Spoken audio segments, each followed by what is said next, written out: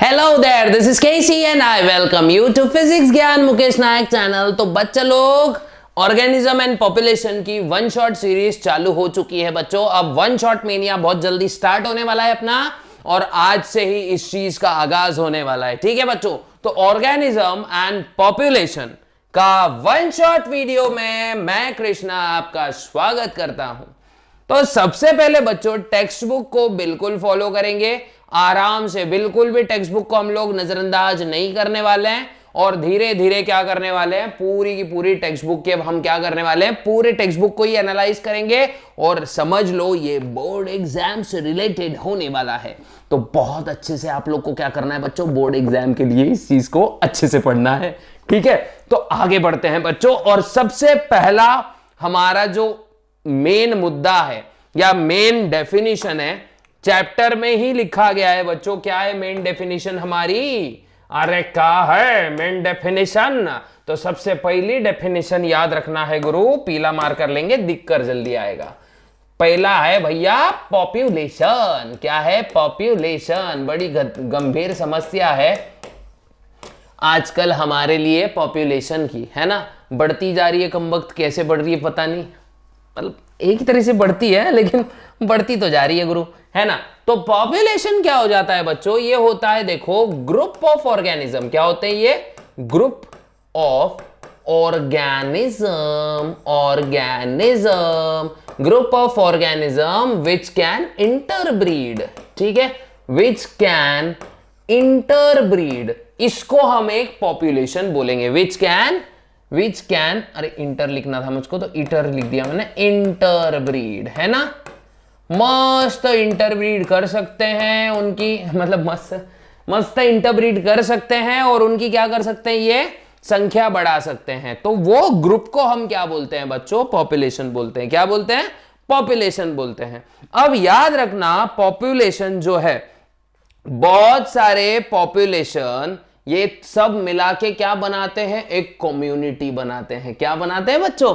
Community बनाते हैं। तो सेकंड डेफिनेशन हमारा क्या बन जाता है? सेकंड डेफिनेशन क्या आता है हमारा? कम्युनिटी, है ना, कम्युनिटी। अब यहां पे सिर्फ इंसानों की बात होने वाली है क्या बच्चों? नहीं ना मेरे बच्चों, इंसानों की बात नहीं होने वाली है। यहां ओवरऑल हर जीव के बारे में बात होने वाली है, क्योंकि अर्थ हर जीव की है बच्चों, सिर्फ इंसानों की धरोहर नहीं है।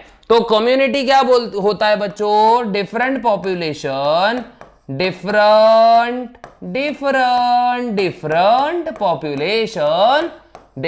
पॉपुलेशन। देखो अभी लिख रहा हूं मैं, कॉन्स्टिट्यूट बिलोंगिंग टू, देखो, different population of different species,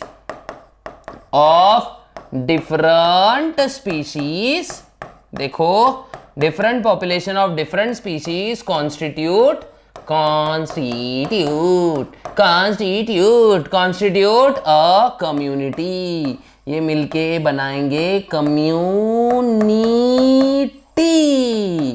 याद रखना, हुजूर आला मत भूलो, है ना। तो ये होगा कम्युनिटी। और इसके बाद जो तीसरी डेफिनेशन आएगी ना बच्चों, वो होगी अपनी बायोम की। किसकी? Biome.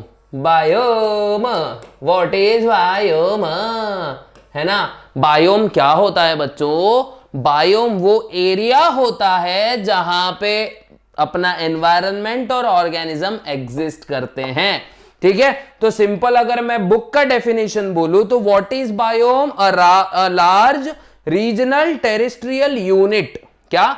Large regional terrestrial unit delimited by specific climatic zone. इसका मतलब क्या है? उसका अपना एक स्पेसिफिक क्लाइमेटिक जोन होगा, उस एरिया का पर्टिकुलर क्लाइमेट होगा। क्लाइमेट ये लॉन्ग टर्म फैक्टर होता है, वेदर ये शॉर्ट टर्म फैक्टर होता है। ये छोटी छोटी चीजें बहुत बड़ा इंपैक्ट डालती है बच्चों। कभी कभी हम क्लाइमेट और वेदर को मेन मिक्स कर देते हैं। ठीक है, याद रखना है हम लोगों ने।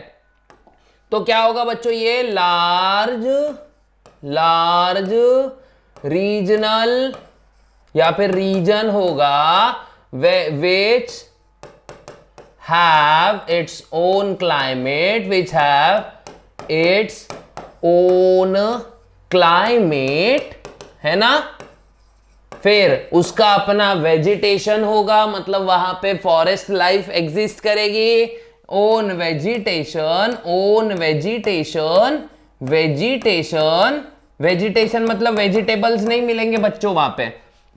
वेजिटेशन मतलब उस पर्टिकुलर क्लाइमेट के अनुसार वहां पे कौन से पेड़ पौधे एग्जिस्ट करेंगे, इसको उसका मेन वेजिटेशन बोला जाता है। ठीक है, तो ओन वेजिटेशन उसका होगा। Then and different organisms lives there, है ना, different organisms lives over there. ये एकदम बच्चों अनफॉर्मल लैंग्वेज में मैंने ये डेफिनेशन दी है बायोम की। आपको बुक्स की डेफिनेशन अच्छे से लिख कर लानी है एग्जाम में, जब जाके आपको पूरे में से पूरे मार्क्स मिलेंगे। ठीक है, कैसे पूरे मार्क्स मिलेंगे। ठीक है, organism lives over there. Okay, यही होता है हमारा बायोम। अब बायोम के टाइप्स देख लो बच्चों, कितने टाइप के बायोम होते हैं। सबसे पहला तो होता है डेजर्ट, है ना, डेजर्ट टाइप का बायोम होता है जहां पे पूरा बंजर जमीन मौजूद होगी। फिर होंगे ग्रासलैंड्स। क्या होंगे बच्चों मेरे? ग्रासलैंड्स। ठीक है, ग्रासलैंड्स मतलब व्हाट आर ग्रासलैंड्स मेरे बच्चों? ग्रासलैंड्स मतलब ये घास के बड़े बड़े मैदान होंगे, जैसे सवाना रीजन है। ठीक है, सवाना रीजन। फिर उसके बाद ना बच्चों ट्रॉपिकल फॉरेस्ट होंगे। कैसे फॉरेस्ट होंगे? Tropical forest. ठीक है, उसके बाद में टुंड्रा। कैसे? टुंड्रा। कौन से वाले? टुंड्रा फॉरेस्ट होंगे। फिर उसके बाद में बच्चों टेम्परेट फॉरेस्ट होंगे। फिफ्थ वाला देखो कौन सा? टेम्परेट फॉरेस्ट, टेम्परेट फॉरेस्ट होंगे। और उसके बाद बच्चों सिक्स्थ वाला कॉनिफर्स। कैसे? कॉनिफर्स। जैसे हिमालय के जंगल अगर आपने देखे होंगे, हिमाचल प्रदेश वगैरह साइड के जंगल, तो देखो क्रिसमस ट्री जैसे जो भी होते हैं ना फॉरेस्ट वाले, तो वो फॉरेस्ट को कॉनिफर्स बोलेंगे। जैसे चीड़ के पत्ते होते, चीड़ का झाड़ होता है ना। तो ये जितने भी है बच्चों, ये types of, different types of biomes हैं। ये आप लोग को याद रखना है। ये इंट्रोडक्टरी पार्ट है बच्चों। क्या है ये इंट्रोडक्टरी पार्ट है। अब अलग अलग बायोम अपने अलग अलग क्लाइमेट्स पे डिपेंड करता है, ये भी आप लोग ने अच्छे से समझ लेना है। ओके, अब देखते हैं बच्चों नेक्स्ट वाला जो है हमारा, वो है हैबिटेट और नीश। लेकिन इसके पहले हम कुछ डेफिनेशंस करेक्ट कर लेते हैं, पूरे के पूरे डेफिनेशंस को रिवाइज कर लेते हैं पूरे के पूरे डू यू नो सेक्शन से। बच्चों डू यू नो सेक्शन वही, उसको हम ऐसे इग्नोर करते हैं जैसे किसी गाने में जो लीड एक्टर एक्ट्रेस है उनके ऊपर पूरा फोकस होता है, पीछे जो डांस कर रहे हैं उनके ऊपर ध्यान ही नहीं जाता है किसी का। तो हम भी डू यू नो सेक्टर को ऐसे ही क्या करते हैं, इग्नोर कर देते हैं, क्योंकि मेन चीजें देखते हैं, डू यू नो देखते नहीं, क्वेश्चन उसी में से उठा के आ जाता है कभी कभी। ठीक है, अब देखो बच्चों चौथा डेफिनेशन इसी से बाहर निकल के आ रहा है आप लोग को, वो है इथोलॉजी। क्या है बच्चों? इथोलॉजी। ओके, कौन सा है बच्चा? Ethology. What is mean by ethology? याद रखो बच्चों, ये होता है the study of behaviours of animal. क्या? Study of behaviour of animal, ये याद रखना है आप लोग ने। What is ethology? Study of, देखो स्टडी ऑफ बिहेवियर, देखो behaviour of organism. Okay, behaviour of organisms, इसको ही हम क्या बोलेंगे? इथोलॉजी। इथो मतलब बच्चों इथिक्स मतलब क्या होता है? किसी भी ऑर्गेनिज्म का बिहेवियर। कभी कभी इथिक्स मतलब रूल होते हैं, लेकिन इथिक्स मतलब इकोसिस्टम में अपने बिहेवियर भी होता है। तो ये दोनों चीजों में याद रखना है आप लोग कि कौन सा ऑर्गेनिज्म का बिहेवियर किसी पर्टिकुलर एनवायरनमेंट में कैसा है, इसी को हम बोलते हैं इथोलॉजी। याद रखना किसने कॉइन किया था? हिलेयर। किसने? हिलेयर नाम के साइंटिस्ट ने कॉइन किया था। तो मैं यहां लिख देता हूं ब्रैकेट में हिलेयर, ऐसा कुछ तो बोल दो। ठीक है, उसके बाद एकोलॉजी। नेक्स्ट वाला डेफिनेशन क्या बोलता है बच्चा? एकोलॉजी। फिफ्थ वाला डेफिनेशन हमारा कौन सा है? एकोलॉजी। क्या है बच्चा? Ecology. What is mean bye ecology? ये देख लेते हैं कि भाई ये होता है relationship of animals and plants with their surrounding. Study of, क्या होता है बच्चों? ये होता है study of animals and plants. क्या बच्चा? Animals and plants with respect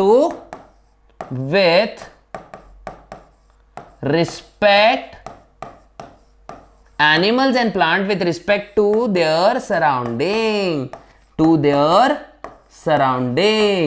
okay, ये यहां तक शायद आप लोग को बहुत अच्छे से समझ में आ गया रहेगा बच्चों कि भाई इकोलॉजी क्या होता है, मतलब एनिमल्स और प्लांट्स सराउंडिंग के हिसाब से कैसे इंटरैक्ट करते हैं। ठीक है, सराउंडिंग से ये कैसे इंटरैक्ट करते हैं, इसको कहा जाता है बच्चों इकोलॉजी। और ये किसने कॉइन किया था? First introduce by Haeckel. Haeckel याद रख लेना नाम, क्या? हैकल, HAECKEL। ठीक है, हैकल ने इकोलॉजी लाया था। ये बात आप लोग ने बहुत अच्छे से अपने गांठ बांध ली है दिमाग में। ठीक है, दिमाग में गांठ नहीं लानी है, बस दिमाग में गांठ बांध लेनी है इस चीज की। ओके, उसके बाद देखो बच्चों बायोनॉमिक्स। क्या है बच्चों? बायोनॉमिक्स। 6th bionomics. ये कुछ डेफिनेशन से बच्चों कभी कभी अगर आ गई एग्जाम में तो अपनी हो जाएगी टाई टाई फिस टिकर टिक टिकर, है ना? तेरी टाई टाई फिस फिस नहीं होनी चाहिए ना अपनी टाई टाई, है ना? अब देखो लैंकेस्टर ने कॉइन किया था टर्म। ये किसने? लैंकेस्टर। ठीक है, नाम याद रख लो। फॉर अब ये क्या होता है? Study of relation between organisms and environment. ठीक है, क्या होता है? Study of relation between organisms to their environment. मतलब ऑर्गेनिजम्स एनवायरनमेंट के हिसाब से कैसे रहते हैं, ये स्टडी को हम लोग बायोनोमिक्स कहते हैं। वही चीजें रिपीट हो रही है, बस थोड़े थोड़े नाम अलग है। Study of organisms to their environment. Okay, to their environment. Okay, इसी को क्या कहा जाएगा बच्चों? इसी को हम कहेंगे बायोनोमिक्स। अब देखते हैं हैबिटेट और नीश। देखो बच्चों समझते समझते डेफिनेशंस भी अच्छे से कर लेंगे। ठीक है, इसके बाद देखते हैं क्या हमारा 7th नंबर का डेफिनेशन क्या आएगा? हैबिटेट। हैबिटेट याद रखो, हैबिटेट अच्छे से याद रखो, हैबिटेट। ओके, तो what is mean bye habitat? Habitat कुछ नहीं होता है बच्चों, ये वो प्लेस होती है जहां ऑर्गेनिज्म रह रहा है। आपका हैबिटेट क्या है? आपका घर। मेरा हैबिटेट क्या है? मेरा घर। कोई जंगल में रहता है तो वो उसका हैबिटेट हो गया। ठीक है, तो याद क्या रखना है? The place where organisms lives, है ना? वेयर ऑर्गेनिज्म लिव्स, इसको ही क्या बोलेंगे बच्चा?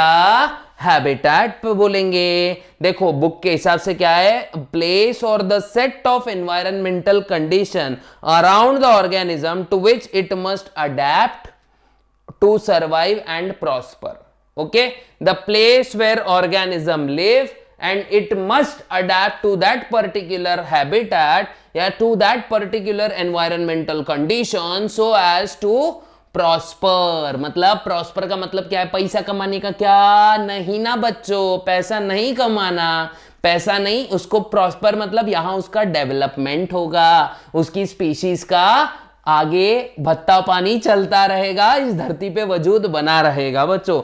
ये होता है हैबिटेट। अब नीश क्या होता है? इसके बाद वाला डेफिनेशन क्या होता है भैया? याद रखो ना भैया, नीश 8वां डेफिनेशन। इसको नीचे मत पढ़ो हाँ बच्चों, नीश पढ़ो। क्या पढ़ो? इसको प्रोनाउंस कैसे करना है? नीश प्रोनाउंस करना है। क्या प्रोनाउंस करना है मेरे बच्चों?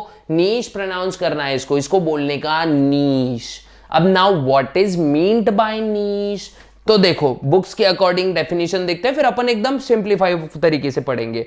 The niche is used to denote the functional role played by organism in its environment. ठीक है, तो क्या होगा नीश बच्चों, सिंपल लिख लेते हैं अब इसको, एकदम नॉर्मल वाली लैंग्वेज है अपने, द रोल, है ना, the role played by, the role played by an organism, है ना, the role played by an organism in its environment, है ना, environment, in its environment is called as niche। क्या बोलेंगे बच्चों इसको, इसी को कहेंगे नीश। ओके ओके, क्लियर है, आई थिंक सो पूरा पूरा क्लियर है, बहुत अच्छे से आगे बढ़ सकते हैं अब बच्चा, बहुत अच्छे से आगे बढ़ सकते हैं।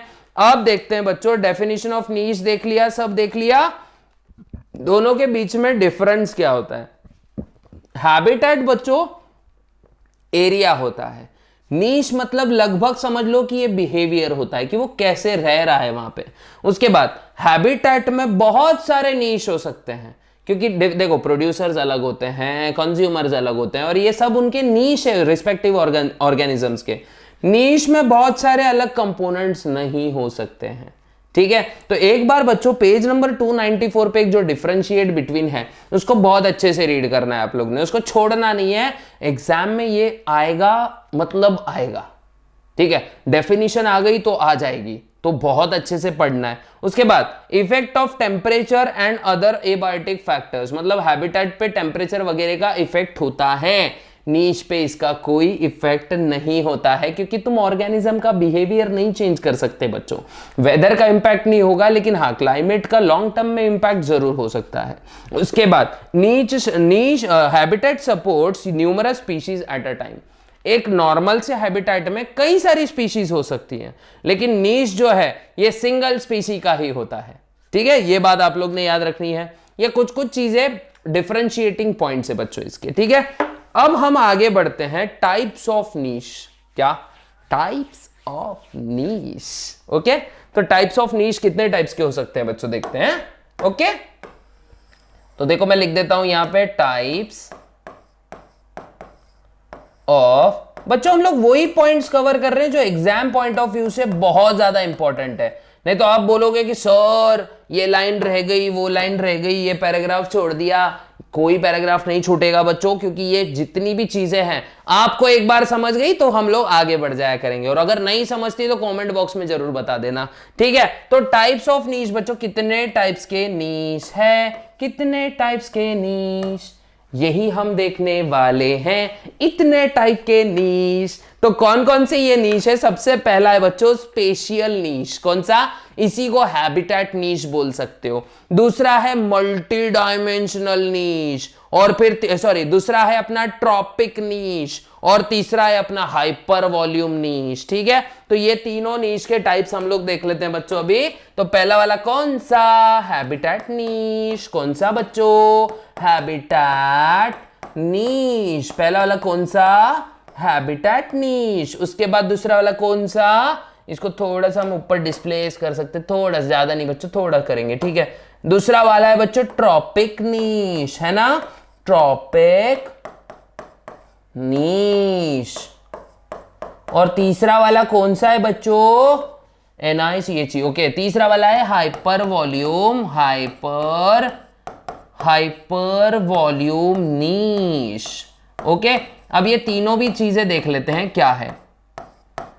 हाइपर वॉल्यूम नीश क्या है, मल्टी डिमेंशनल नीश, इसको ही मल्टी डिमेंशनल नीश भी बोला जाता है। तो सबसे पहला है बच्चों स्पेशियल नीश और हैबिटेट नीश। तो पहला वाला कौन सा है, चलो लिख लेते हैं, ठीक है। फर्स्ट क्या है बच्चों, फर्स्ट पहला वाला कौन सा है, हैबिटेट नीश, ओके, हैबिटेट नीश, फर्स्ट वाला है हैबिटेट नीश।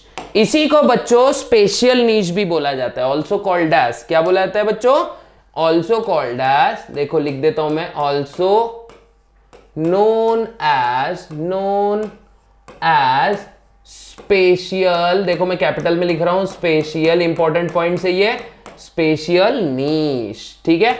इसी को स्पेशियल नीश कहा जाता है मेरे बच्चे, समझ रहा है ना। अब स्पेशियल नहीं, स्पेशियल मतलब ऐसे स्पेशल वाला स्पेशल नहीं, स्पेशल मतलब एरिया वाइज, ठीक है। तो आप लोग को ये याद रखना है, it deals with physical space occupied by organism. क्या डील्स विथ, क्या है बच्चों, किससे डील करता है, डील्स विथ, सर डील ये करता है बिजनेसमैन से ऐसा नहीं है, डील्स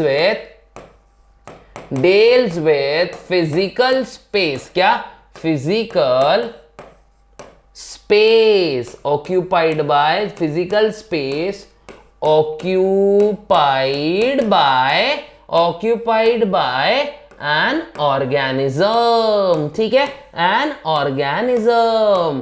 याद रखना कि कोई ऑर्गेनिज्म ने कौन सा वाला स्पेस ऑक्यूपाई करके रखा है। फॉर एग्जाम्पल ये पहाड़ पे बैठा है या उस ग्रासलैंड में वो एग्जिस्ट कर रहा है, यही होगा उसका स्पेशियल नीश या हैबिटेट नीश।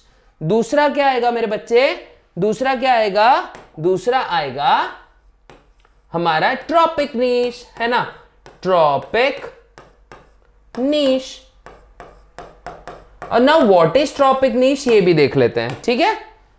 ट्रॉपिक नीश बच्चों क्या होता है, ट्रॉपिक नीश मतलब याद रखना ये कौन से एक पर्टिकुलर ऑर्गेनिज्म कौन से फूड लेवल पे यानी कौन से ट्रॉपिक लेवल पे एग्जिस्ट करता है, ये होता है उसका ट्रॉपिक नीश। तो एग्जांपल बुक के जैसे क्या बनेगा, the basis of trophic level an organism achieves in a food chain. तो इसको सिंपल लैंग्वेज में कैसे लिखेंगे बच्चों, it deals with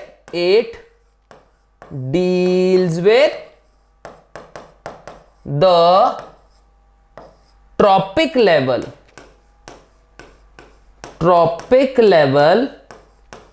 organism attains। एक ऑर्गेनिज्म कौन सी ट्रॉपिक लेवल पे एग्जिस्ट करता है उसी को हम कहेंगे मेरे बच्चे कौन सा नीश, हैबिटेट नीश नहीं, ट्रॉपिक नीश कहेंगे। क्या कहेंगे, ट्रॉपिक नीश कहेंगे। ये आप लोग ने बहुत अच्छे से याद रखना है। अब इसके बाद अभी कितने डेफिनेशंस हो गए हमारे, हाँ 8 डेफिनेशंस हो गए, अभी और एक बाकी है, ठीक है। अब देखो बच्चों थर्ड वाला, कौन सा वाला, थर्ड वाला, आप देख रहे हो बायो वाला ऐसा तो नहीं बोलूंगा मैं, आप देख रहे हो कृष्णा सर का बायो वर्ल्ड, ओके। तो याद रखो बच्चों थर्ड वाला आएगा हाइपर वॉल्यूम नीश। कौन सा, हाइपर वॉल्यूम नीश, ओके, हाइपर वॉल्यूम नीश, ये आप लोग देख रहे हो, ओके। तो हाइपर वॉल्यूम नीश मतलब क्या होता है बच्चों, देखो मैं बार बार आपको बुक्स की डेफिनेशन भी बता रहा हूं फिर उसको सिंप्लीफाई करके दिखा रहा हूं। तो बुक्स की डेफिनेशन क्या होती है, तो देखो it considers number of environmental factors, the resulting space will be a hyper volume, not something that can be perceived by human mind, this space is called as hyper volume niche, ठीक है। मतलब ऐसी जगह जहां पे कई सारे biotic और एबायोटिक फैक्टर्स हैं जो ह्यूमन माइंड परसीव नहीं कर सकता है, not perceived by human mind, ये याद रखना है बच्चों, not perceived by human mind, इसी को हम हाइपर वॉल्यूम नीश बोलेंगे। सबसे पहले अपने को हाइपर वॉल्यूम के बारे में लिखना पड़ेगा ना मेरे बच्चों। तो हाइपर वॉल्यूम क्या होगा, ये वो स्पेस होगा जहां बहुत सारे पैरामीटर्स हैं, ठीक है। द स्पेस which contains है ना, which contains numerous बायोटिक, देखो बच्चों biotic and abiotic factors and which cannot be perceived, है ना, which cannot be perceived by human mind,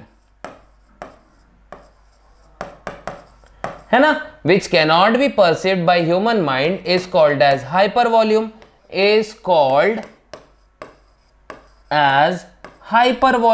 है ना। इसी को क्या बोलते हैं, हाइपर वॉल्यूम, और इसी नीश को बोलेंगे hyper volume niche, okay. which is called as hypervolume, and this particular space, क्या बोल रहा हूं मैं, this particular space is called as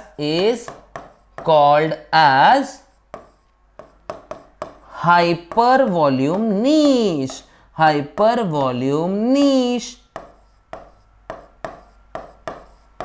देखो बच्चों, अब देखो which cannot be perceived by human mind, मैं इसको क्या कर रहा हूं, इसको मैं डिब्बा बना दे रहा हूं, ये इंपॉर्टेंट है इसमें, ठीक है। Which cannot be perceived by human mind, ये हम लोग सोच नहीं सकते, हम इसको मतलब जल्दी से स्टडी नहीं कर सकते, ये होता है हाइपर वॉल्यूम नीश। अब याद रखना है बच्चों कि किसी भी पर्टिकुलर पॉपुलेशन को मेजर कौन से वो एबायोटिक फैक्टर हैं जो इफेक्ट करते हैं, मेजर एबायोटिक फैक्टर्स। सिंपल सी बात देखेंगे यहां पे, आप क्या लिखेंगे बच्चों, मेजर एबायोटिक फैक्टर्स, है ना, बना लेंगे मेजर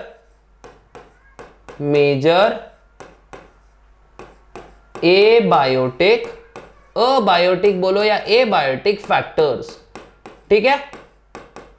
मेजर एबायोटिक फैक्टर्स कौन से होते हैं बच्चों, तो सबसे पहले याद रखना, बहुत इंपॉर्टेंट वाले फैक्टर्स है भाई, कौन सा, टेम्परेचर याद रखना है, सबसे पहले क्या याद रखना है, टेम्परेचर, और उसके बाद में आता है बच्चों वाटर के बाद आता है लाइट के बाद आता है सॉइल, ये सब चीजें हैं। तो कितने, 4 देखे ना हमने, 1 2 3 और ये 4 है पूरे मेजर फैक्टर्स। अब मेजर फैक्टर्स में कौन से आएंगे बच्चों, मेजर वाले, तो सबसे पहले आएगा हमारा टेम्परेचर, क्या आएगा बच्चों, टेम्परेचर, है ना, टेम्परेचर, है ना, टेम्परेचर एक मेजर फैक्टर है ना बच्चों। उसके बाद में वाटर है कि नहीं बच्चों, पानी नहीं है तो बहुत प्रॉब्लम हो जाती है ना, हमसे कौन बेहतर जान सकता है, पानी नहीं हुआ तो, है ना।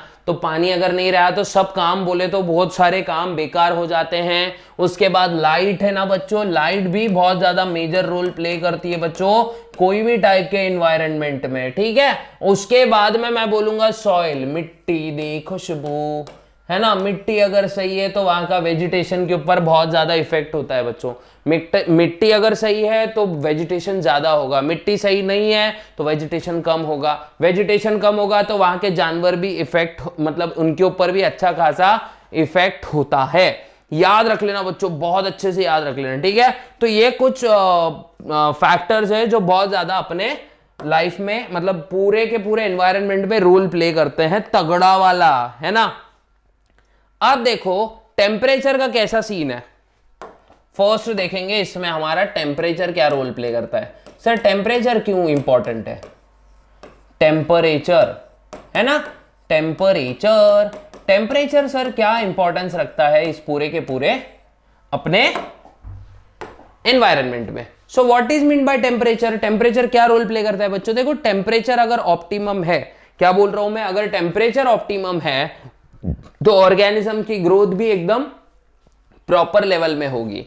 तो देखो अगर सिंपल मैं अगर बोलूं, ये एक ग्राफ बना लूं यहां पे, ठीक है, टेम्परेचर वर्सेस ऑर्गेनिज्म का, ठीक है, ग्रोथ ऑफ ऑर्गेनिज्म का, ये टेम्परेचर है और यहां पे ऑर्गेनिजम्स है, ओके। क्या होगा बच्चों, टेम्परेचर अगर थोड़ा थोड़ा बढ़ते रहा, मान लेते हैं इसको 0 से चालू करते हैं और मान लेते हैं इसको 70 डिग्री पे लेके आ जाते हैं। 70 डिग्री तो एग्जिस्ट नहीं करता है अर्थ पे, लेकिन हाँ फिर भी मान लेते हैं, इसमें मान लेते हैं कि ऐसा हो रहा है। तो शुरुआत में क्या होगा बच्चों, एकदम ऑर्गेनिज्म की प्रॉपर ग्रोथ होगी। जैसे ऑप्टिमम टेम्परेचर आएगा आपको एक पीक मिलेगा और फिर उसके बाद में फिर से क्या हो जाएगी, ऑर्गेनिजम्स ऐसे नीचे की तरफ आना स्टार्ट हो जाएंगे, मतलब ऑर्गेनिज्म की पूरी ग्रोथ पे असर पड़ जाएगा। यह होता है टेम्परेचर का बहुत भयंकर परिणाम किसी भी लाइफ फॉर्म के ऊपर, ठीक है। तो टेम्परेचर एक बहुत ज्यादा इंपॉर्टेंट फैक्ट का रोल प्ले करता है। आप देखो जहां के टेम्परेचर नॉर्मल है वहां पे लाइफ की डाइवर्सिटी बहुत ज्यादा है, और जहां के टेम्परेचर 50 डिग्री 60 डिग्री तक चले जाते हैं या फिर -5 -10 -50 डिग्री तक चले जाते हैं, वहां ऑर्गेनिज्म नहीं है, वेजिटेशन नहीं है, कुछ भी नहीं है। तो इसी के ऊपर से मैंने ये ग्राफ आपके सामने बनाया है, ठीक है, मतलब ऐसे ही बना लिया है, थोड़ा सा झेल लेना, ठीक है। उसके बाद याद रखना बच्चों कि जो पानी है, वाटर है ना, water also plays an important role. Okay, तो सेकंड वाला फैक्टर कौन सा है बच्चों हमारा, वाटर। एक बार आप लोग ने वो बस पैराग्राफ रीड कर लेना है। अब ये वन शॉट सीरीज है तो अपने को थोड़ा सा फास्ट भागना पड़ रहा है बच्चों, लेकिन जो मैं समझा रहा हूं उतना बहुत अच्छे से याद रखना है कि भाई टेम्परेचर वाटर का क्या रोल है। फिर भी अपन लाइन टू लाइन एक एक बुक्स की देख लेंगे। Availability of water is an important factor affecting organism, ये तो सबको पता है, ठीक है। एज वी नो लाइफ अर्थ पे पानी के अंदर से ही आई है, तो ये बहुत सारी बेकार की चीजें हैं अपने टेक्स्ट बुक में, जो मतलब लिटरली पॉइंट, हमको जो पॉइंट चाहिए वो नहीं मिल रहा है उसमें। तो याद रखना, organism living in water bodies such as ocean, lakes and rivers have their own water related problems. ये याद रखना, for aquatic organism chemical composition and pH of water are important। तो याद रखना इसमें दो चीजें कौन सी चाहिए बच्चों, सबसे पहले तो वाटर का pH एकदम अच्छा रहना चाहिए, और दूसरा उसकी सैलिनिटी पे आता है इशू। क्या आता है, pH आता है एक, और कॉम्पोजिशन, वाटर में क्या कॉम्पोजिशन है। कॉम्पोजिशन बोलने से अच्छा मैं सॉल्यूट बोल देता हूं, ठीक है। सॉल्यूट्स क्या है उसके अंदर, पानी के अंदर कौन से सॉल्यूट है।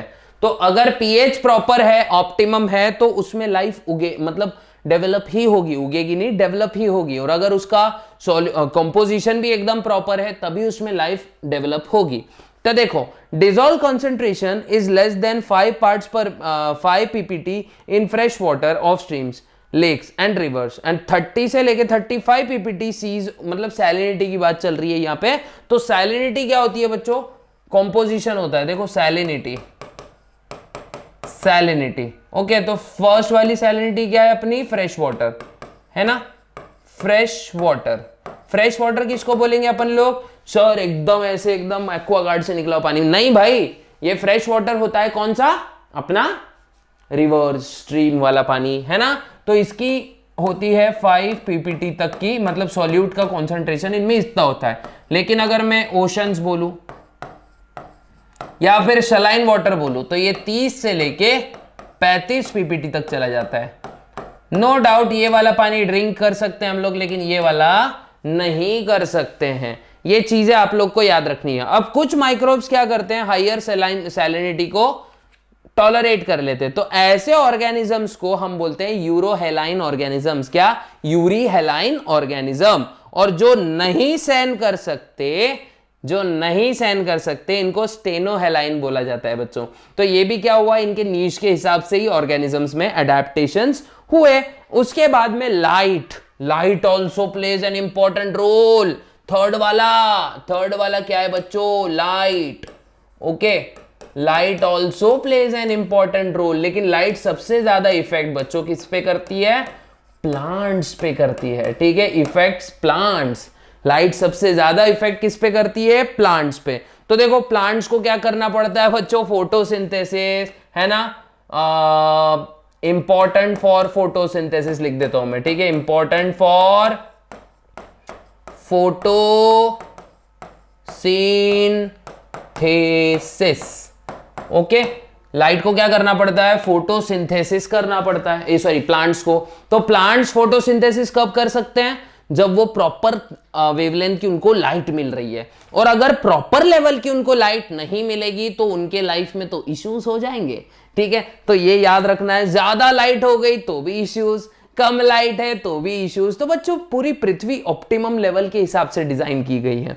तो अब याद रखना, many species of small plants growing on forest floor are adapted to perform photosynthesis under very low, photosynthetically मतलब वेरी लो लाइट बोल देंगे सिंपल इसको, ठीक है। अब ये याद रखना, कुछ कुछ ऑर्गेनिज्म, देखो अपने अंदर डायर्नल वेरिएशंस होते हैं, मतलब हम दिन में सोते हैं, सॉरी दिन में जागते हैं, रात में सोते हैं। अभी कुछ दिन से जब इंस्टाग्राम वगैरह बहुत ज्यादा यूज हो रहा है तो उल्टा सीन हो चुका है आजकल के बच्चों का। लेकिन for animals to diurnal and seasonal variation in light intensity and duration are clues for timing their foraging, reproductive and migratory activities. तो ये चीजें किस किस के ऊपर डिपेंड करती है बच्चों, सबसे पहले फोटोसिंथेसिस हो गया, फिर बाद में इन एनिमल्स लाइट क्या करती है बच्चों, डायर्नल वेरिएशन फिर बाद में रिप्रोडक्शन, है ना। इन सब चीजों पे लाइट जो है असर डालती है। यह आप लोग को बहुत अच्छे से याद रखना है, बहुत अच्छे से याद रखना है बच्चों, ठीक है। ये शायद आप लोग को यहां तक समझ में आ गया। फिर बाद में उनकी माइग्रेटरी एक्टिविटी होती है बच्चों, है ना। माइग्रेटरी एक्टिविटी, अंडे देने यहां से वहां जाएंगे जहां ऑप्टिमम कंडीशंस होंगी, फिर वहां से जब वहां पर ड्रास्टिक कंडीशन आ गई तो फिर यहाँ पे ऑप्टिमम कंडीशंस आएंगी। तो फिर ऐसे ही क्या होता है, ऑर्गेनिजम्स का हिसाब चलता रहता है। अब सॉइल देखते हैं बच्चों, क्या देखते हैं, सॉइल। कैसे सॉइल इंपॉर्टेंट रोल प्ले करता है। फोर्थ वाला क्या है हमारा, सॉइल।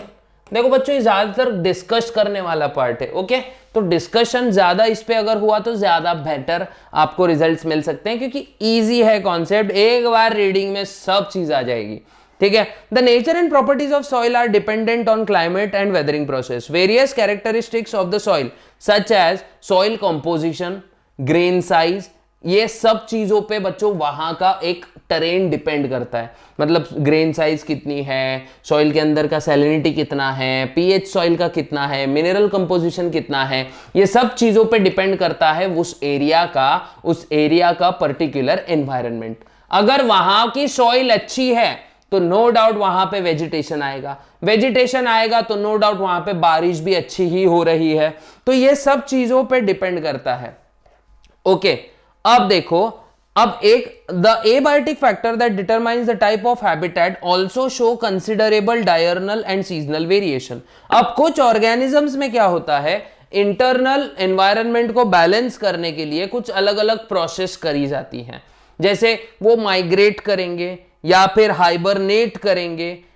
तो इसी चीज को हम लोग क्या बोलते हैं बच्चों, पर्टिकुलर एरिया को अडेप्ट करने के लिए ऑर्गेनिज्म क्या कर रहे हैं, खुद को ऐसे डिजाइन कर रहे हैं। अब देखते हैं इन्हीं में कि ऑर्गेनिज्म क्या करते हैं। देखो, to survive and flourish in any environment organism must adapt to the changes in the environment. जैसे मैंने अभी कुछ देर पहले ही बोला, कुछ वो होम्योस्टेसिस नहीं कर पाते। अब होम्योस्टेसिस क्या होता है सर, होम्योस्टेसिस होता है बदलते पर्यावरण के हिसाब से खुद के अंदर चेंजेस लाना और अपने भी अंदर के चेंजेस को बाहर के चेंजेस के हिसाब से इक्विलाइज करना या इक्विलिब्रियम में ले आना, यह होता है होम्योस्टेसिस, ठीक है। बदलते पर्यावरण के हिसाब से हम क्या कर रहे हैं, खुद को ढाल रहे हैं, है ना। इसको हम बोलते हैं होम्योस्टेसिस। जैसे फॉर एग्जांपल आपको मैं बता देता हूं, मान लो ठंड का मौसम है और आप प्याला लेके मस्त चाय का सुर्खियां मार रहे हो, ठीक है। अब सुर्खियां मारते मारते बाहर टेम्परेचर डाउन हो रहा है और डाउन होते होते आपके बॉडी का टेम्परेचर थोड़ा सा राइज होता है। वो अपने को समझता नहीं है, लेकिन हमारी बॉडी पूरी ठंडी पड़ जाती है क्या बच्चों, बिल्कुल भी नहीं। हमारी बॉडी बिल्कुल ठंडी नहीं पड़ती है, इंस्टेड हमारी बॉडी बाहर के टेम्परेचर के हिसाब से खुद को एडजस्ट कर लेती है। अब यही चीज बहुत एक्यूरेट ऑर्गेनिजम्स में, जो वाइल्ड ऑर्गेनिजम्स होते हैं उनमें होती है। हमारे पास तो कंबल बंबल है गुरु, लेकिन उनके पास ऐसी कोई चीजें नहीं होती है। तो इसको रेगुलेट करने के लिए बच्चों कुछ ऑर्गेनिज्म क्या करते हैं, देख लो, टू अडेप्ट।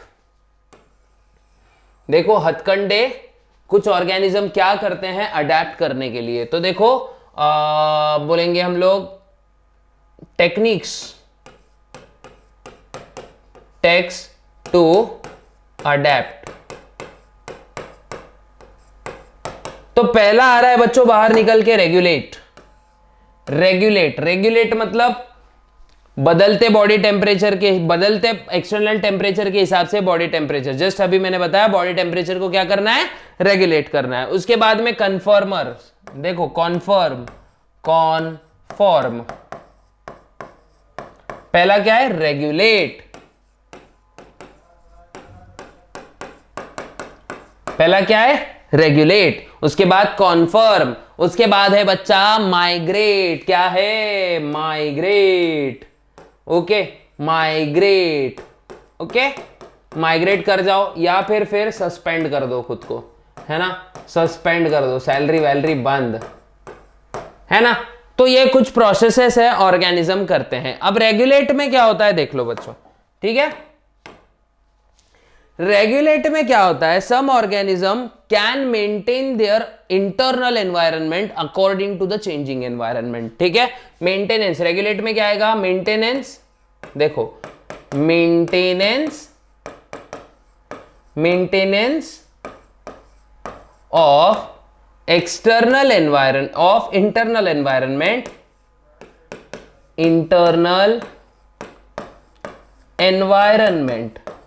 है ना,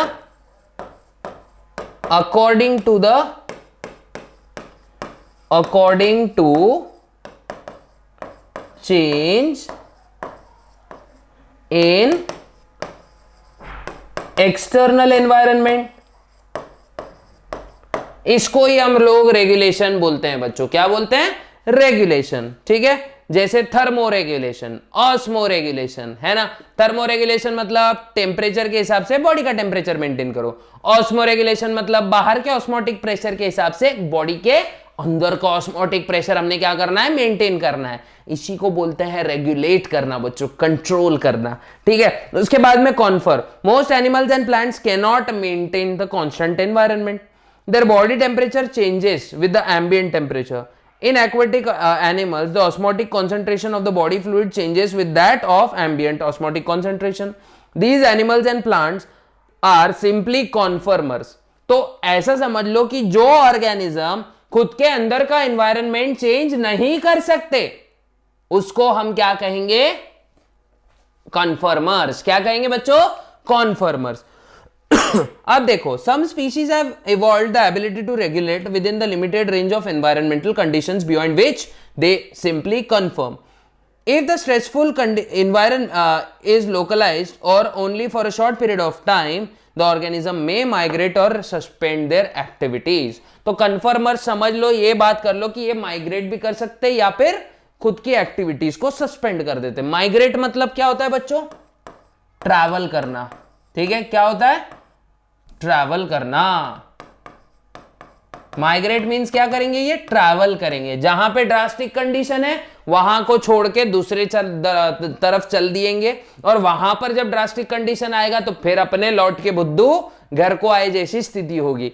अब सस्पेंड में क्या होता है बच्चों? ये क्या कर जाते हैं? तो हाइबरनेट कर जाते हैं, हाइबरनेशन, है ना, हाइबरनेशन करेंगे। या फिर ये अगर प्लांट्स है तो प्लांट्स की सीड क्या हो जाएंगे बच्चों? डॉर्मेंट हो जाएंगे। ठीक है, डॉर्मेंट मतलब ये ग्रोच नहीं करेंगे। जैसे भालू, भालू क्या कर सकता है बच्चों? हाइबरनेट कर सकता है। क्या कर सकता है? हाइबरनेट कर सकता है। सीड जो है ये डॉर्मेंसी में चला जाता है। और देखो, some snails and fish goes into aestivation. ठीक है, और अगर ये समर में हो रहा है तो एस्टिवेट करेंगे। क्या करेंगे? एस्टिवेशन। अब जैसे स्नेल्स वगैरह ज्यादा टेम्परेचर नहीं झेल सकते हैं बच्चों, उनके स्किन की मॉइस्चर खत्म हो जाती है और इस वजह से उनकी टाइफिस हो सकती है। क्या हो सकती है बच्चों? टाइफिस। तो टाइफिस नहीं होनी चाहिए ना बच्चों, तो इसलिए ये क्या करते हैं? एस्टिवेट कर जाते हैं। मतलब ठंडे जगह पे चले जाएंगे और खुद की बॉडी को पूरा ऐसा सब बंद कर देंगे। अब जैसे विंटर्स या फिर समझ लो बरसात आएगी, फिर ये बाहर निकल के आएंगे और एंजॉय करेंगे। ठीक है, याद रखना। अब देखते हैं एडेप्टेशंस। एडेप्टेशंस तो आपको बहुत अच्छे से पता होगी बच्चों। What is mean bye adaptations? What is mean bye adaptations? भाई एडेप्टेशन क्या होता है बताओ? खामोश।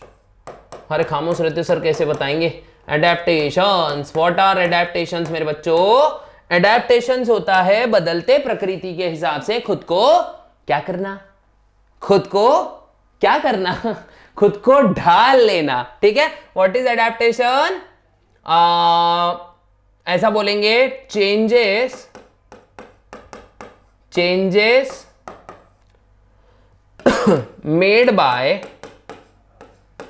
made by an organisms, changes made by an organisms according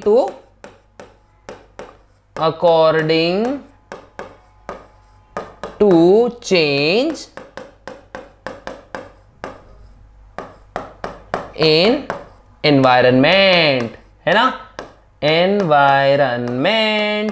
environment के हिसाब से ऑर्गेनिज्म क्या करेगा? खुद के अंदर चेंज लाएगा और इसी चेंज को कहेंगे एडेप्टेशंस। याद रखो बच्चों, जैसे प्लांट्स देखो, प्लांट्स में क्या होता है है ना। नॉर्मल रीजन में रहने वाले प्लांट्स को हम C3 प्लांट्स बोलेंगे। अगर कुछ प्लांट्स जो मोनोकॉट्स है, जो एफिशिएंसी बढ़ाना चाहते हैं, इनको हम C4 प्लांट्स बोलेंगे। और कुछ प्लांट्स बच्चों डेजर्ट में रहते हैं ना, कुछ नहीं मिलता, इनको हम स्कैम प्लांट्स बोलेंगे। क्या बोलेंगे बच्चों? कैम्प से ये स्कैम करेंगे। कैम मतलब क्या होता है मेरे बच्चे? क्रसुलासियन एसिड मेटाबॉलिज्म। क्रसुलासियन एसिड मेटाबॉलिज्म, है ना। क्रसुलेसियन एसिड मेटाबॉलिज्म करेंगे, मतलब रात के समय CO2 एब्जॉर्ब करेंगे, दिन के समय CO2 छोड़ेंगे नहीं बाहर, मतलब CO2 का रिडक्शन करेंगे, ठीक है, और ग्लूकोज बनाएंगे। ये होते हैं बच्चों हमारे एडेप्टेशंस, ठीक है। अभी एक एलन्स रूल है बच्चों, mammals from colder climate generally have shorter snout, ear, tails and limbs to minimise the loss of body heat. इसी को एलन्स रूल बोलते हैं, ठीक है। एलन्स रूल मतलब क्या होता है बच्चों कि जो भी कोल्डर रीजन वाले जानवर है, देखो उनका ये जो स्नाउट है ना छोटा होता है, ज्यादा फर होता है ना, ज्यादा देखो ईयर्स भी एकदम छोटे होते हैं, टेल भी छोटी होती है। इस वजह से क्या होता है उनके बॉडी से हीट नहीं जा पाती है बच्चों, और वो एकदम हुष्ट पृष्ट रह सकते हैं माइनस टेम्परेचर्स के अंदर भी। इसी को एलन्स रूल कहा जाएगा, ठीक है। In the polar seas aquatic mammals like seals have thick layer of fat blubber below their skin acting as insulator to reduce body heat, ठीक है। ये बस एडेप्टेशंस के एग्जांपल्स हैं, एलन्स रूल वगैरह। आगे बढ़ जाते हैं पॉपुलेशन के साथ। अब आएगा ना सर मजा, अभी मजा आएगा ना वीडियो, पॉपुलेशन देख रहे हैं, है ना। लेकिन बच्चों पॉपुलेशन मतलब ऐसी वैसी कोई चीज नहीं है, नॉर्मल पॉपुलेशन के बारे में ही डिस्कशन होगा, ठीक है। तो पॉपुलेशन क्या होती है बच्चों, जैसे मैंने एग्जांपल इसका डेफिनेशन आप लोग को देके रखा था, सिंपल देखते हैं अभी। पॉपुलेशन,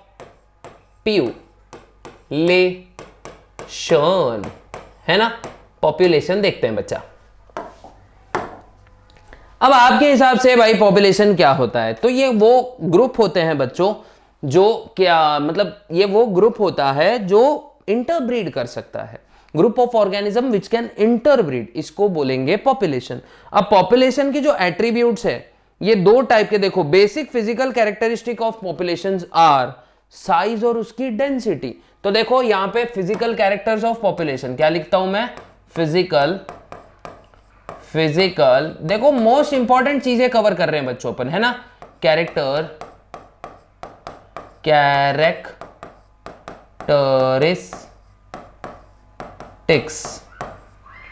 ऑफ पॉपुलेशन, ये क्या होती है बच्चों? पॉपुलेशन की साइज और पॉपुलेशन की डेंसिटी, है ना। ये होती है पॉपुलेशन की साइज और पॉपुलेशन की डेंसिटी। साइज क्या होता है बच्चों? Size of population. While density क्या बोलेगा अपने को? देखो the size speaks of number of individuals. Size मतलब क्या होता है? इसको ऊपर ट्रांसफर कर देंगे और यहां लिख देंगे, ठीक है। साइज मतलब क्या होता है बच्चों? Number of individuals. जितने ज्यादा लोग उतनी ज्यादा साइज है पॉपुलेशन की, ठीक है। और डेंसिटी क्या बताती है? Density tells us the number of individual present per unit space, ठीक है। ये क्या होता है? Number of individual per unit space. मतलब मान लेते हैं 1 स्क्वायर किलोमीटर में कितने लोग रहते हैं। बच्चों हमारे इंडिया का प्रॉब्लम क्या है? हमारी पॉपुलेशन डेंसिटी बहुत ज्यादा है ना, इसीलिए टेंशन है। अपनी पॉपुलेशन चलो ठीक है फिर भी, लेकिन पॉपुलेशन डेंसिटी बहुत ज्यादा है। चाइना क्यों फेवर में आता है? क्योंकि उसकी पॉपुलेशन डेंसिटी कम है। हमारे इधर स्क्वायर किलोमीटर में रहने वाले लोग बहुत ज्यादा है, इसलिए गर्दा ज्यादा हो जाता है। वहां पे इतनी गर्दी नहीं होती है बच्चों। तो ये मतलब डिफरेंस है चाइना के बारे में और हमारे बारे में। प्लस चाइना का ज्योग्राफिक एरिया बड़ा है, हमारा ज्योग्राफिक एरिया छोटा है बच्चों। तो इस वजह से क्या होता है? ये प्रॉब्लम्स दिख कर आती है। अब हमारे पॉपुलेशन का जो ग्रोथ है ये किस पे डिपेंड करता है बच्चों? पॉपुलेशन डिपेंड्स ऑन पॉपुलेशन बढ़ेगी या कम होगी, ये डिपेंड्स किस पे करता है, डिपेंड्स ऑन, सबसे पहले तो आएगा बच्चों नैटालिटी, क्या, नाटालिटी और दूसरा होगा बच्चों मॉर्टालिटी, क्या होगा, मॉर्टालिटी, है ना, कैटालिटी, मॉर्टालिटी, ये होंगे बर्थ्स और ये होंगी डेथ्स, है ना। मॉर्टेलिटी और नैटालिटी डिपेंड करती है बर्थ्स एंड डेथ्स के ऊपर, ठीक है। ये बात आप लोग ने बहुत अच्छे से एकदम जबरदस्त तरीके से दिमाग में रख लेनी है कि क्या होता है। अब यही कॉन्सेप्ट देखते हैं कि मॉर्टेलिटी और नैटालिटी एंड मॉर्टेलिटी क्या होता है। तो मैं 2 सर्कल्स बनाऊंगा और एकदम इसको क्या करेंगे, एकदम साइड बाय साइड ही सीखेंगे बच्चों, ठीक है, ताकि अपना एफिशिएंसी बढ़ जाएगा। नैटालिटी और दूसरा क्या है बच्चों, मॉर्टालिटी, मॉर्टालिटी, है ना, नैटालिटी, मॉर्टलिटी। नैटालिटी क्या होती है बच्चों, ये होते हैं बर्थ्स, है ना, क्या होता है, ये होते हैं बर्थ। तो natality birth rate of a population, simple क्या लिखेंगे, बर्थ रेट लिख देंगे इसको 1 वर्ड में, ठीक है, बर्थ, अच्छे दूसरे वाले मार्कर से लिखते चलो, मतलब अच्छा लगता है देखने को, है ना।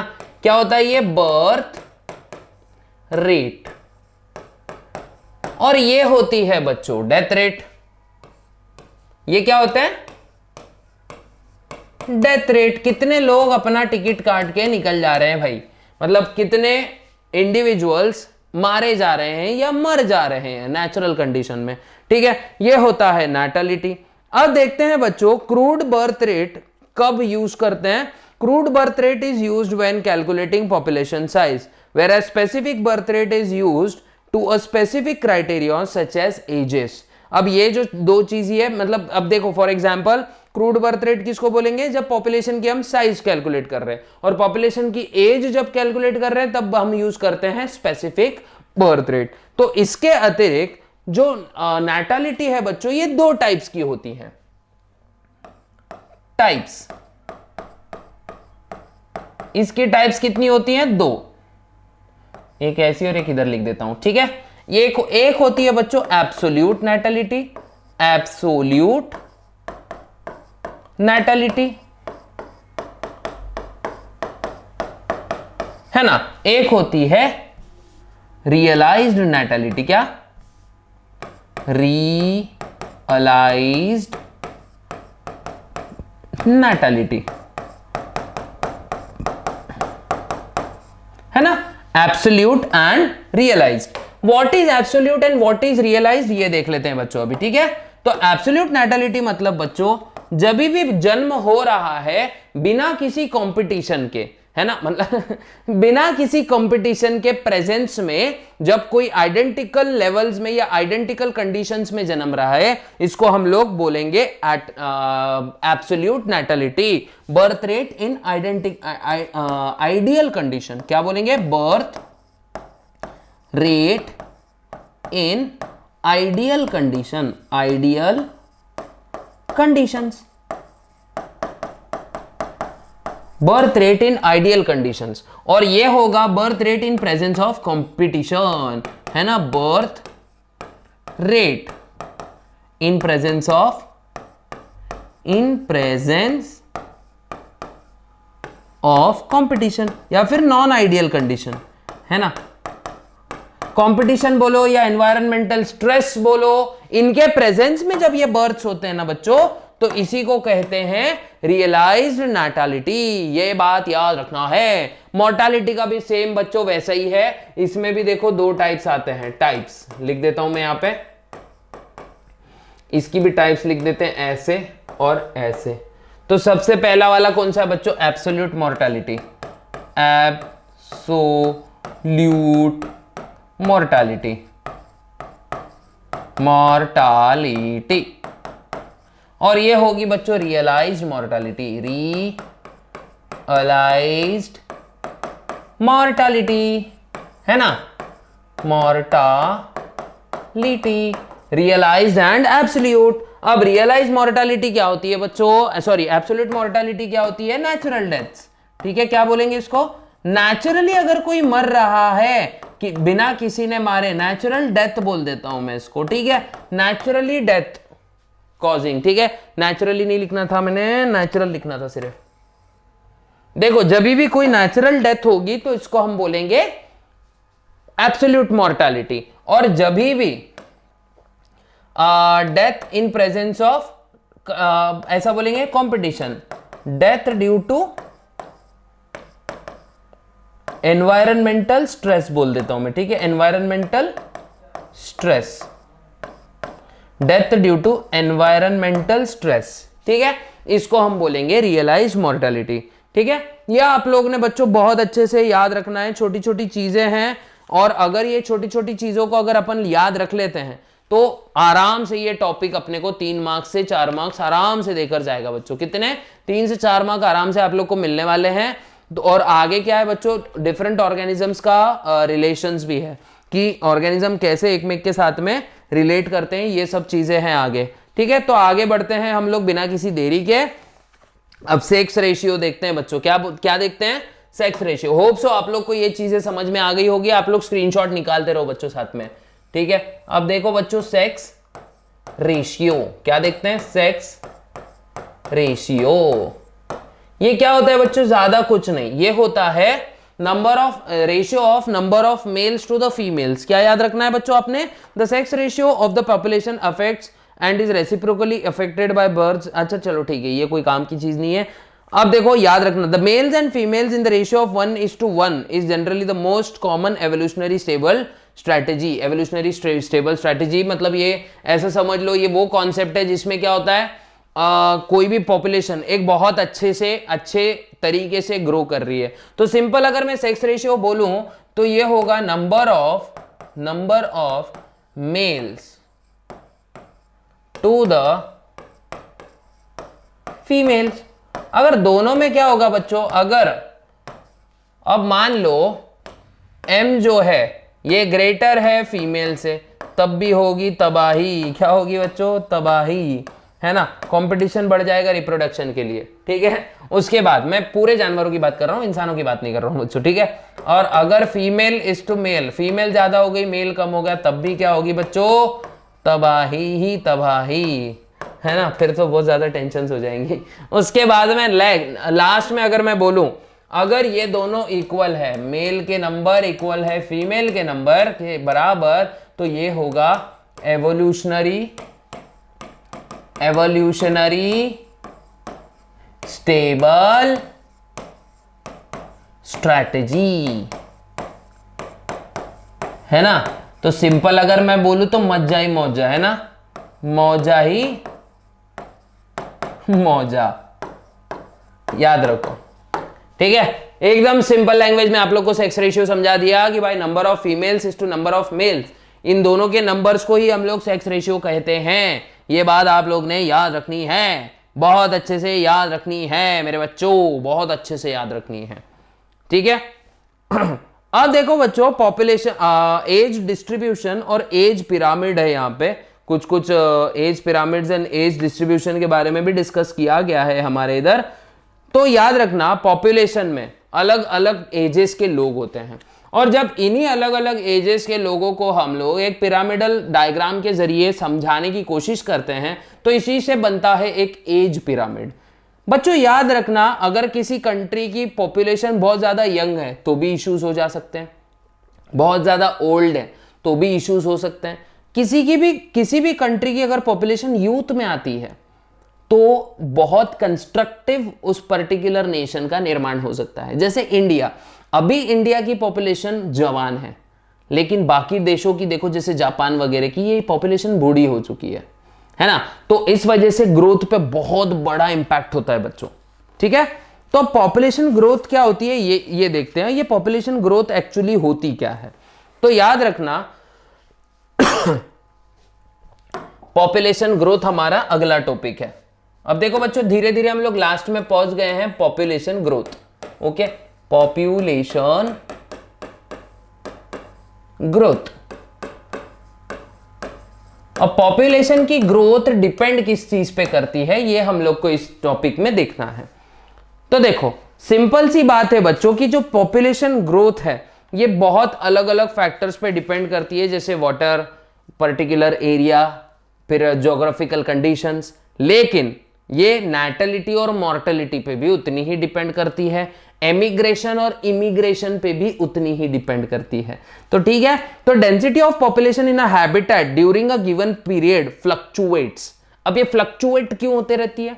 क्योंकि देखो नए नए आते रहते हैं, पुराने पुराने जाते रहते हैं, कुछ कुछ बाहर जाते हैं जगह छोड़ के, कुछ कुछ बाहर की जगह से इस जगह पे आ जाते हैं, तो इसलिए कंटिन्यू इनका ग्राफ क्या होता है, ऊपर नीचे चलता रहता है। अब अगर बाहर से कुछ लोग आ रहे हैं तो उसको हम क्या कहेंगे, यहां के लोग बाहर जा रहे हैं तो उसको हम क्या करेंगे, क्या बोलेंगे, यही हम लोग देखते हैं। तो देखो इमिग्रेशन, सबसे पहले क्या है, इमिग्रेशन है ना, IMMI, ओके याद रखना, immigration. What is meant bye immigration, ये आप लोग को याद रखना पड़ेगा।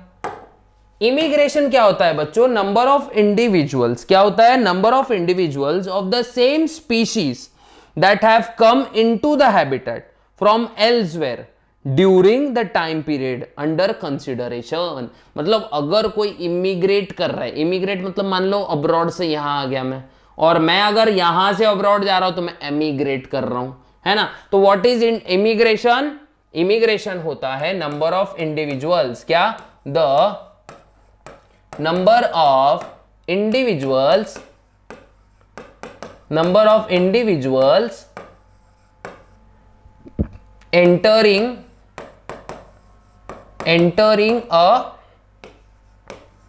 entering an ecosystem, ऐसा याद रख लेंगे,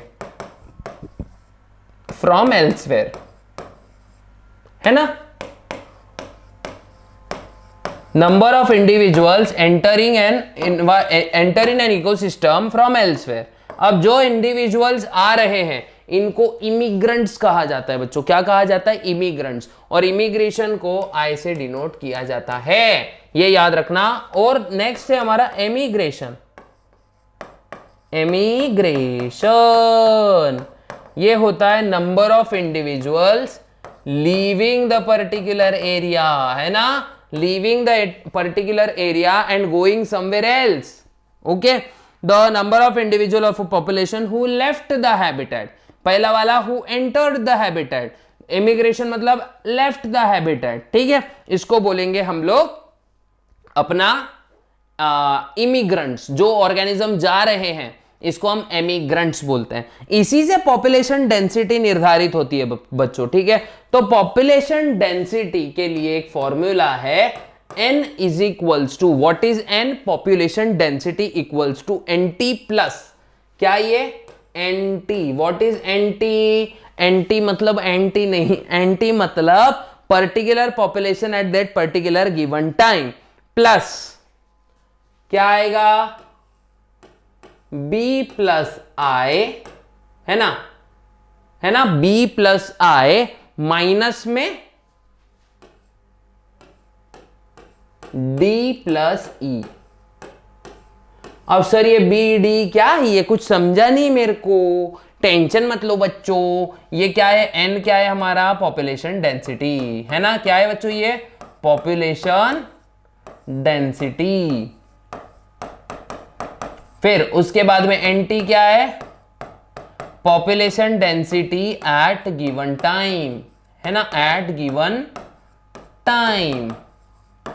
b क्या है बच्चों, b फॉर बर्थ, याद रखो।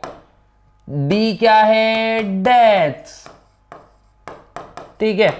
i क्या है, इमिग्रेशन, इमिग्रेंट, और ई क्या है, एमिग्रेंट।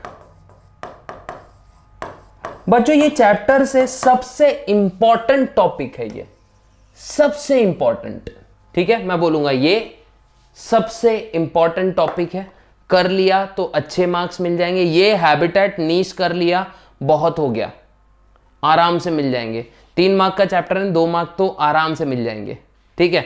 लेकिन अगर ये छूट गया आपसे, नैटलिटी मॉर्टेलिटी वाला कॉन्सेप्ट छूट गया, तो फिर भाई आप, मैं नहीं बोल सकता कुछ, ठीक है, तो याद रखना है आप लोग ने ये चीजें, छोटी छोटी चीजें बच्चों।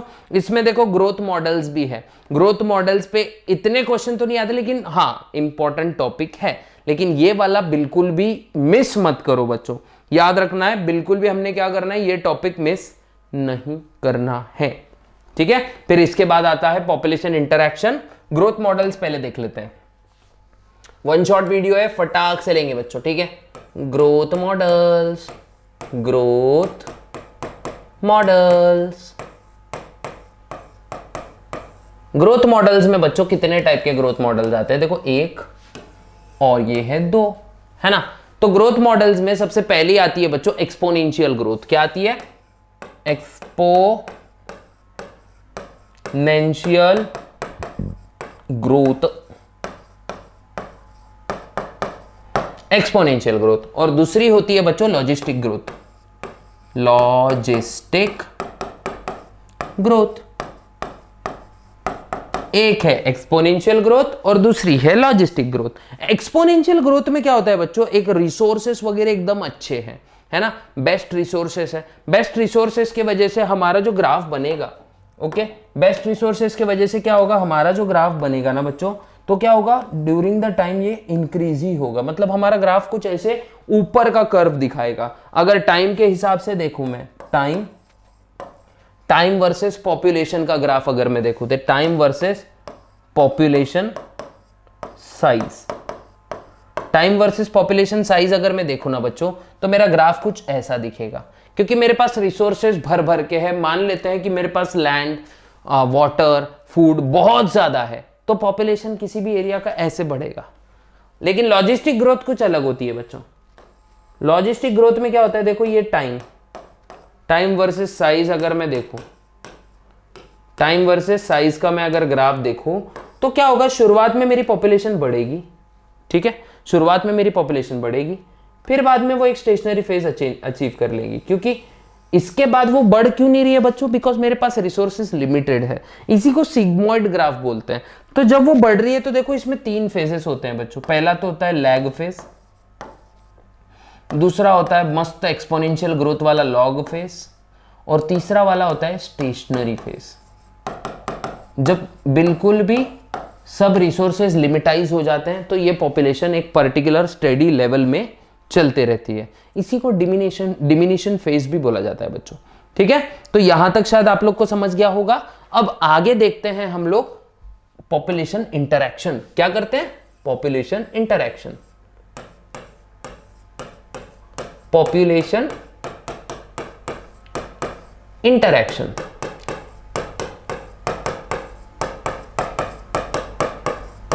Now what is this population interaction बच्चों, डिफरेंट काइंड्स ऑफ स्पीशीज एक में के साथ में कैसा व्यवहार करते हैं, इसी को हम कहते हैं पॉपुलेशन इंटरैक्शन। क्या कहते हैं बच्चों, पॉपुलेशन इंटरैक्शन। अब ये पॉपुलेशन इंटरैक्शन कुछ टाइप्स का होता है, जैसे फॉर एग्जांपल इंट्रास्पेसिफिक,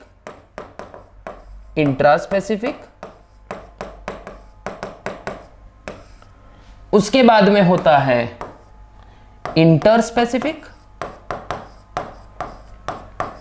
बच्चों ये ओरिजिन एंड एवोल्यूशन में आप लोग ने कहीं ना कहीं तो स्टडी किया होगा। ठीक है, और लास्ट में होता है एनवायरमेंटल, है ना। ये होता है पॉपुलेशन इंटरैक्शन। अब इंट्रास्पेसिफिक में क्या होता है, मान लो कुत्तों का झुंड है, अगर हमने एक रोटी बीच में उनके फेंक दी तो देखो झगड़ा हो जाता है। तो मतलब दोनों भी क्या, पूरे कुत्ते क्या कर रहे हैं, एक रोटी के लिए क्या कर रहे हैं, लड़ रहे हैं। ठीक है, तो ये हो गया इंट्रास्पेसिफिक। मतलब जब सेम स्पीशीज एक में के साथ में इंटरैक्ट करते हैं, कंपीट करते हैं, एक्चुअली ये कंपटीशन हो गया, लेकिन फिर भी मैं आप लोग को इसी एग्जांपल से समझा रहा हूं। इंटरस्पेसिफिक में क्या होता है, दो अलग अलग स्पीशीज क्या होती है, एक तो एक दूसरे की मदद करेंगे, नहीं तो एक दूसरे की वाट लगाएंगे। ठीक है, तो ये इंटरैक्शन जो होता है उसको बोलते हैं हम लोग इंटरस्पेसिफिक। और एनवायरमेंटल मतलब क्या होता है बच्चों, जब पूरे ऑर्गेनिज्म एक तरफ और एनवायरमेंटल चेंज एक तरफ, तो इसी इंटरैक्शन को बोलते हैं हम लोग एनवायरमेंटल इंटरैक्शन। अब देखो, अगर मैं इंटरस्पेसिफिक भी बोलूं, ठीक है, इंटरस्पेसिफिक इंटरैक्शन, तो डिफरेंट टाइप्स ऑफ रिलेशनशिप्स होती है। यहां मैं लिख देता हूं रिलेशनशिप्स। ये बहुत तंग करके रखा है ये शब्द ने आजकल, रिलेशनशिप्स, है ना। रिलेशन शिप्स, ये शिप्स को डुबा देना चाहिए एक्चुअली, क्योंकि बच्चे ध्यान नहीं दे रहे इस चक्कर में। तो याद देना बच्चों, सबसे पहले होता है म्यूचुअलिज्म, म्यूचुअलिज्म, म्यूचुअलिज्म। उसके बाद देखो बच्चों पैरासिटिज्म, है ना, पैरासिटिज्म। उसके बाद होता है बच्चों कॉमनसालिज्म। क्या? कॉमनसालिज्म, कॉमनसालिज्म। फिर एक होता है बच्चों प्रीडेशन। क्या होता है? प्रीडेशन, है ना। ये कुछ इंटरैक्शंस हमारे हम लोग को सिलेबस में सीखने के लिए बच्चों। अब इसमें जो म्यूचुअलिज्म है, इसमें क्या होता है? तेरा भी फायदा मेरा भी फायदा, है ना। लिख देता हूं मैं, तेरा भी फायदा, है ना, मेरा भी फायदा, मेरा भी फायदा। याद रखना, पैरासिटिज्म मतलब क्या होता है बच्चों? जिस थाली में छेद कर रहे हो उसी में खा रहे हो। सॉरी, जिस थाली में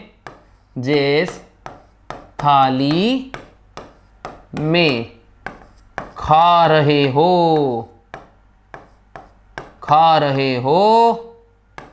उसी में छेद, उसी में होल कर रहे हो।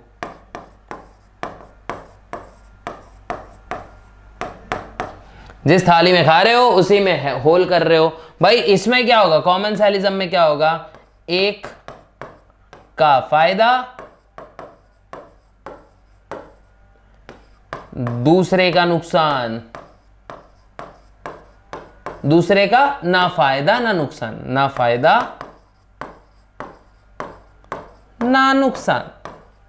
ओके। और प्रीडेशन में एक मरा एक जिया, है ना। एक मरेगा एक जिएगा। ये होते हैं अलग अलग टाइप के रिलेशंस। तो बच्चों इसको हम डिस्कस करेंगे सिर्फ। म्यूचुअलिज्म में क्या होता है? जैसे फॉर एग्जांपल हमारे इंटेस्टाइन के गुड बैक्टीरियाज या फिर राइजोबियम जैसे बैक्टीरियाज, ये रूट्स के साथ में कंबाइन होते हैं, प्लांट्स को नाइट्रोजन फिक्स करके देते हैं और बदले में प्लांट से फूड लेते हैं। तो ये क्या हो गया? म्यूचुअल रिलेशनशिप हो गई बच्चों। मतलब तू भी, भाई मेरा फायदा होना चाहिए, तेरा फायदा होना चाहिए, है ना। तो दोनों का फायदा होता है। पैरासिटिज्म में क्या होता है? देखो पैरासिटिज्म में सिंपल क्या होता है? जिस ऑर्गेनिज्म पे ये दूसरे जीव रहेंगे उसी ऑर्गेनिज्म को ये हार्म करेंगे।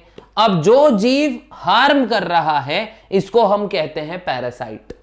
अब जो जीव नुकसान झेल रहा है इसको हम बोलते हैं होस्ट, है ना।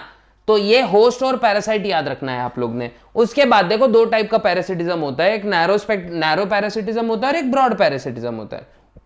सॉरी, एक एक्टोपैरासिटिज्म होता है और एक एंडोपैरासिटिज्म होता है। अब एक्टोपैरासिटिज्म किसको बोलते हैं? जब भी कोई पैरासाइट अपने बॉडी के सरफेस पे मौजूद है इसको कहेंगे एक्टोपैरासिटिज्म। अब जब भी पैरासाइट अपने बॉडी के अंदर भीतर मौजूद है इसको बोलेंगे एंडोपैरासिटिज्म। और एक और पैरासिटिज्म है बच्चों, ब्रूड पैरासिटिज्म। ब्रूड पैरासिटिज्म में देखो आप लोग को याद रखना है एशियन कोयल का एग्जाम्पल। पैरासिटिक बर्ड होता है, ये क्या करता है? अपने अंडे दूसरों के नेस्ट में दे देता है ना। अब क्या होता है? जब भी वो मादा दूसरे अंडे की जो मादा होती है, जब वो अपने अंडे को देखने आती है तो वो अंडे वहां पे होते ही नहीं है, वो किसी और के अंडे को पाल रही है और बदले में उसको खाना भी खिला रही है बच्चों। ठीक, तो ठीक है ना। ये एकदम मतलब प्योर धोखा। कोयल की आवाज जितनी सुंदर है उतने ही गंदे ख्यालात उसके हैं। तो याद रखना है, इसी को ब्रूड पैरासिटिज्म कहते हैं। कंपटीशन में क्या होता है? कंपटीशन में सिंपल रिसोर्सेज के लिए क्या होते हैं? ऑर्गेनिज्म एक दूसरे के साथ में कॉम्पीट करते हैं। जैसे मैंने शुरुआत में बताया, कुत्ते एक रोटी के लिए लड़ रहे हैं। Dogs are fighting for a single piece of chapati, okay, या फिर सिंगल लेग पीस डिपेंड्स करता है ना, चलिए डिपेंड्स, ओके। तो ये होता है अपना कंपटीशन। अब प्रीडेशन में दो चीजें होती हैं बच्चों, एक होता है हंटर और एक होता है प्रे। हंटर हमेशा प्रे की जान लेगा, उसको खाएगा, उसका जिंदगी का गुजारा होगा। और ये है पूरा का पूरा हमारा चैप्टर कॉमेंसैलिज्म में देखो, इसका एग्जाम्पल क्या आ जाएगा, लायन मार रहा है डियर को। इसका एग्जाम्पल क्या आ जाएगा कॉमेंसैलिज्म में, शार्क और वो मछली जो उसके साथ में घूमते रहती है। अब शार्क जब भी शिकार करेगी उसके साथ में घूमने वाली मछली का हमेशा फायदा होगा, ठीक है। ये आप लोग ने याद रखना है कॉमेंसैलिज्म में, ठीक है। या फिर सी एनिमोन्स और अपने क्लाउन फिश का एग्जाम्पल, अपने बुक के हिसाब से सी एनिमोन और क्लाउन। सी एनिमोन का क्लाउन फिश से कोई भी फायदा नहीं है, लेकिन क्लाउन फिश का सी एनिमोन से फायदा है, क्योंकि उसके सी एनिमोन के जो टेंटैकल्स होते हैं पॉइजनस, वो क्लाउन फिश को प्रोटेक्शन देते हैं। ये होता है कॉमेंसैलिज्म, कि भाई एक का फायदा ना नुकसान, लेकिन दूसरे का प्रॉपर फायदा हो रहा है बच्चों, ठीक है। प्रिडेशन आप लोग को समझ गया है, और अगर ये पूरा टॉपिक आपको समझ में आ गया होगा तो मिलते हैं नेक्स्ट सेशन में, नेक्स्ट वन शॉट मेनिया में। तब तक के लिए गुड बाय, गुड लक, जय हिंद।